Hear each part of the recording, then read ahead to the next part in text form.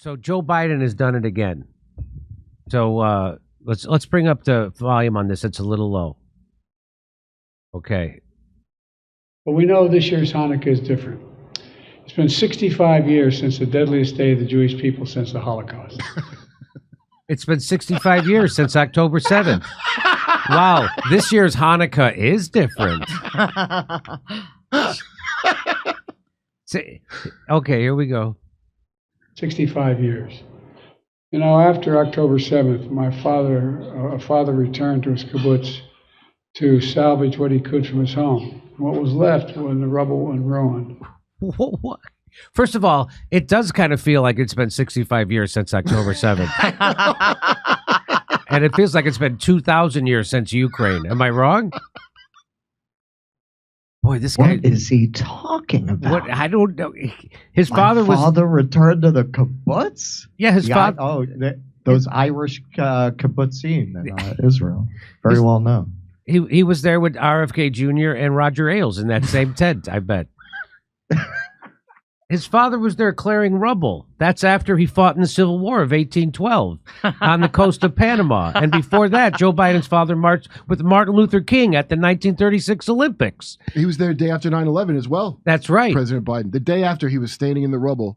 And he also sank on the Lusitania, and he was holding on to Busby Berkeley to stay alive. Who's Busby Berkeley? I don't know. It's in the joke.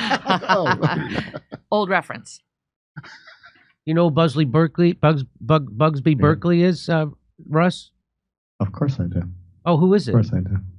Busby Berkeley. He was he choreographed all those like swimming pool dance numbers.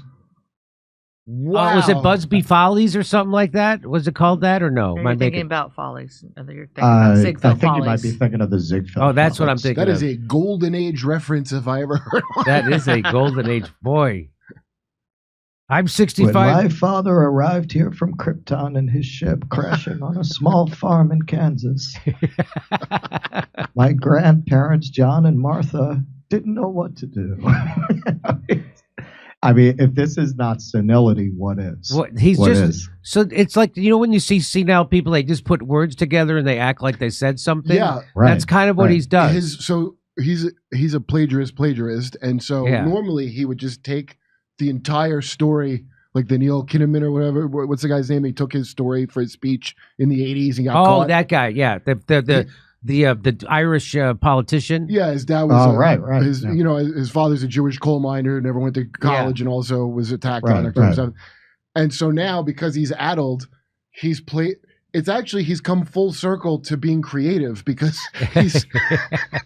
he's stealing different. He's basically Quentin Tarantinoing.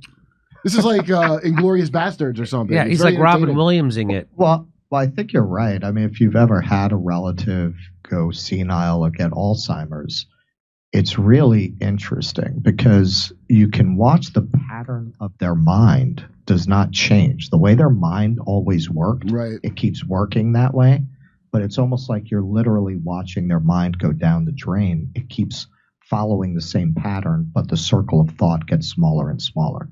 So if you're somebody who spent your whole life bullshitting people, this is his reflex. He's bullshitting, but he's too addled to realize that what he's saying makes absolutely no sense whatsoever.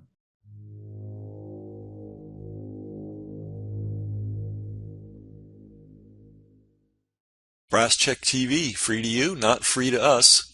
We've got a server bill, we've got an email software bill, we've got a tech helper bill, and that happens every month.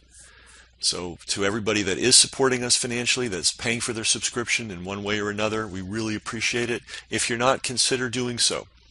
Everybody's got money for the newspaper and the cable bill and all that. Do you have money for media that's actually serving you? That's really the issue here. And when you help us, it allows us to get this information out to the world. So thanks to all our supporters, and if you're not a supporter already, please consider becoming one.